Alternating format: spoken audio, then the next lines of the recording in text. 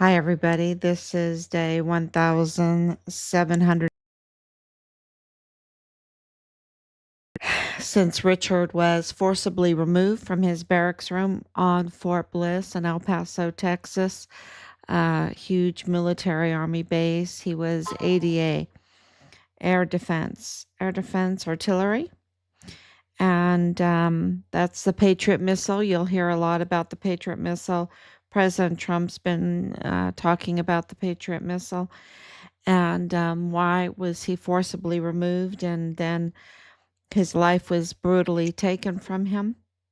We're getting more and more corroborating evidence of the horror of this whole thing. And let's see if I'm on. I'm gonna turn everything down. Looks like I'm on. Okay, so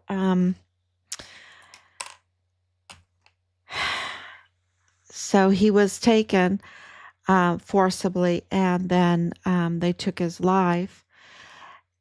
And we know that not because of Electra, the medium, the psychic. The FBI calls the media. She said she reported it. They found some of his remains. This is what she said, that he was found, and they went and looked, and but she did mention four men were sent to forcibly remove Richard and take his life from him. So, and one of them, she said, his name was Anthony. So we have now breaking news. And the reason why they went after Richard is because he's a whistleblower. Richard was distinguished honor graduate from basic training in AIT. He was the fastest runner in his unit. He was a guidon bearer. He was quickly promoted 3 times with waivers. That means before he was supposed to, before his peers. He was promoted, and but he told us it was really bad. What was going on. This was after the letter, after basic. You can read the letter where he's just so excited. And he joined the military because he was thinking about making it his career, and he wanted to be a CID agent, right? That's what he wanted to be, a criminal investigative division, an agent. That's what he wanted to be. So, he always had a keen eye for all the details going around. He was a people watcher. So, and he told us that things were really, really bad going on. And so he was a whistleblower. He made reports. And we journal in our family. And I'm when I heard evidence of him journaling and the journal being a big piece of the evidence, that's not surprising to us, okay, that he would collect the evidence or he would document what he saw. So there's been several witnesses, and then there's been multiple mediums or psychics, however you want to call them. And this, with Electra, we had to bring up again. It's, this all happened in 2021, so it's been 4 years. But we have Anthony's last name now. So yeah, you can make of it what you want, but that's a breaking news. We have Anthony's full name, and more information is coming in all the time. And when you hear new things like the last couple days about the crematoriums in Chihuahua, it's very important to understand that SEMAFO, which is the morgue, the morgue that do the autopsies there. We have the SEMAFO autopsy number, right? Um, that that organization, that agency was sending bodies to this illegal, disgusting, non-refrigerated place where they were placing bodies. And the news is just now, reporting on it. And it's been going on for a while. We've known about it for a while. There's not just one, there's several. And the number is up to 300 bodies now, probably over 300 bodies now. And so we want to make it really clear that, the media in Mexico is subsidized by the state. So, they're controlled by their finances. And so, for them to even report on this and to even say anything bad about the governor of Chihuahua is an indication for everyone that uh, there is way more. This is just a tip of the iceberg. There's way more there. They're just letting you see what they absolutely have to let you see, because they can't control it anymore. The iceberg is there. They see it. Everyone sees it, and they have to report on the tip of the iceberg. But you have the whole rest of the iceberg that is in the background, is under the water, and we've been reporting on it. All anything that comes up that they should be reporting on, but the media is very, very controlled, and it is dishonest. It's very, very, very dishonest, and I think we can all agree um, on that. I think we can agree on that. It's just been proven over and over and over again. So what you're reading about the crematorium um, and the SEMAFO, because they already are admitting that the SEMAFO sent bodies over there to be cremated and illegally, right? And it's disgusting. And they had 300 bodies, and the bodies are piled, and it's smelling and all of this stuff. Um, so I think the Governor Campos, is in big, big trouble because that's subsidizing. When SEMAFO is sending their bodies there, then they're paying someone to do this. And then they weren't really doing it right. They were doing animals because animals are as a lower temperature, so it's easier to cremate. And then they give families these animals the ashes from animals. And I wrote a song not too long ago um, about the ashes. I'm going to get that and play that, um, because this all was going on during the whole COVID. Of course, Richard's case, and um, hundreds of thousands of children were being trafficked. And this is another point that was made today in this discussion, and I thought it was a very good point, um, is that, you had millions of people coming across that border. And these millions now have been proven that a huge percentage of them were very criminal. And so when they're migrating with a group or whatever, it gets very ugly, and people die. People absolutely die. And so it's going to be coming out who are all these bodies. at this crematorium? And is it these migrants? Is it, were dog tags found? Were dog tags found among these individuals, these bodies? Um, was that a place to silence your enemies?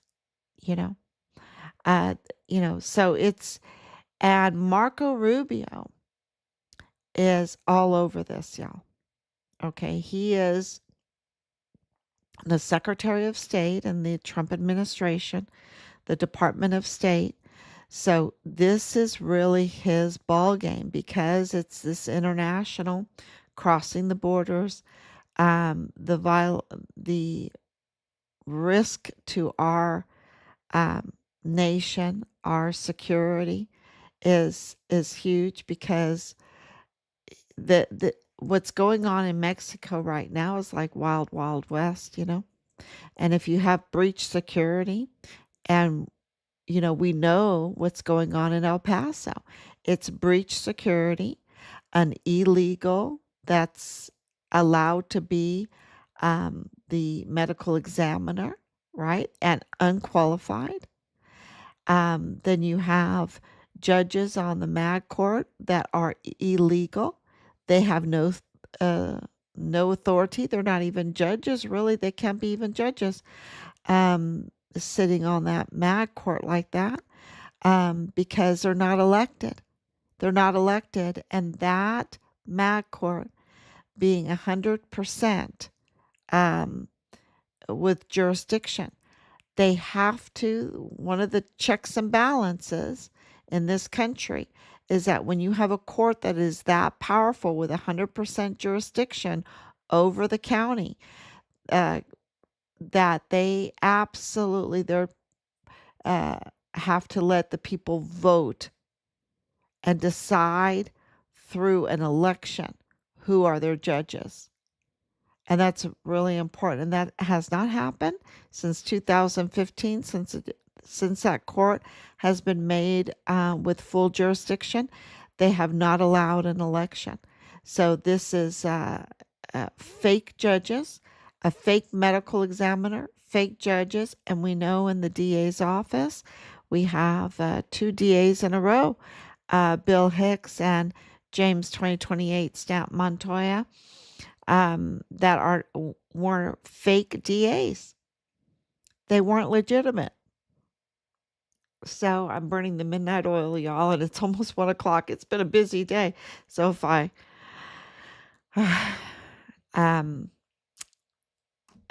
absolutely fake, I'm going to stay on target here. Fake medical examiner, fake judges, fake DA. Now we have a fake El Paso ISD police chief, which is a very, very big deal in El Paso because of the task force. Because it's on a border, this is what we've learned. The El Paso ISD police force, which you would only think would be wanting to protect children, right? Keep children safe, have developed over the years into something very, very big because of the task forces, okay? The task forces that include the schools and the border and everything. And we know that there are schools that have tunnels underneath them. Um, and it's getting corroborated and that this is why they are protecting the schools, not really from for health and safety and for what's right, but no, they're protecting those schools to protect the criminal trafficking network that's happening underground through the tunnels. That's what's going on. And because of these task force, they have a lot of power. They have a lot of power over um, in what's happening, especially maybe when they find remains, right? They have a lot of power. So I put that up there. And so getting all this information for us, it's so heartbreaking that we have to go through this like this and be put through this.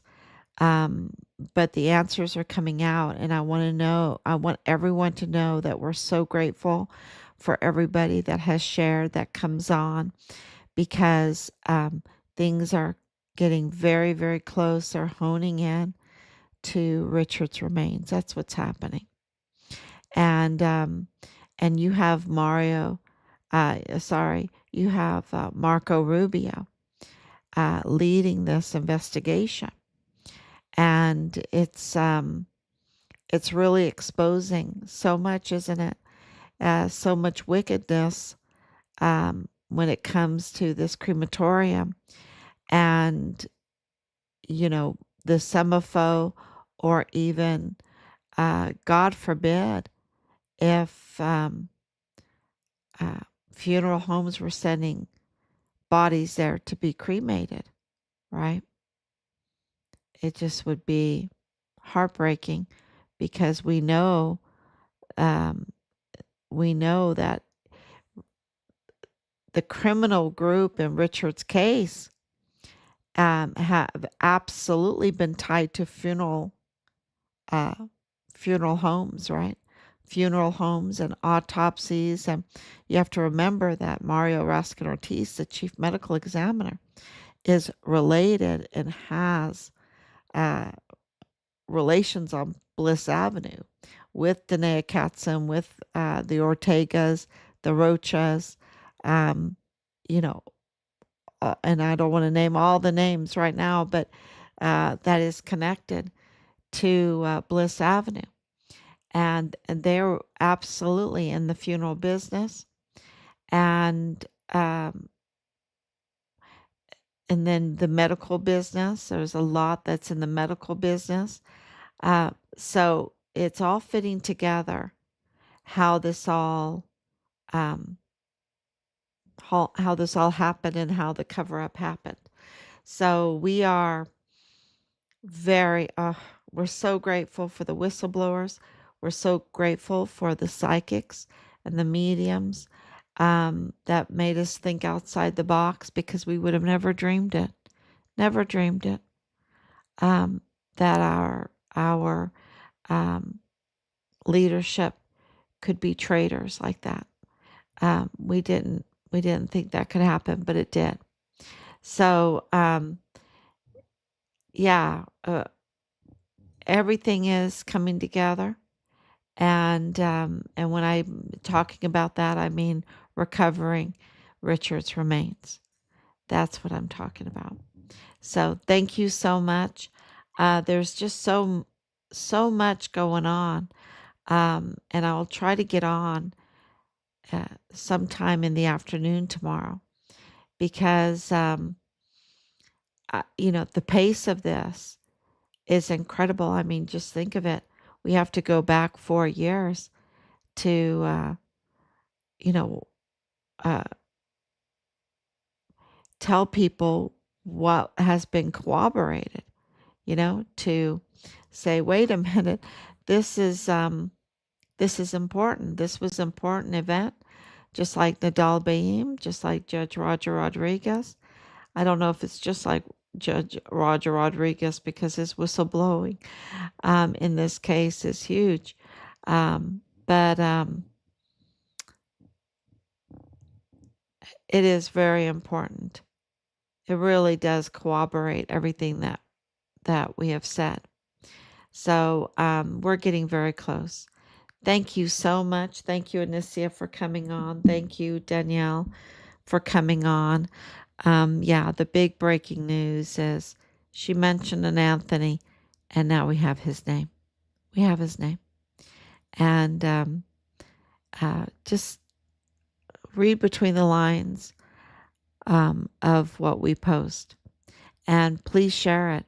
Please share it, because we are a government of the people, by the people, and for the people. And that's why they want your vote so bad. That's why they want everything so bad. Yeah, it is really a very um, a powerful situation that we're in. So, and we have a lot of responsibility.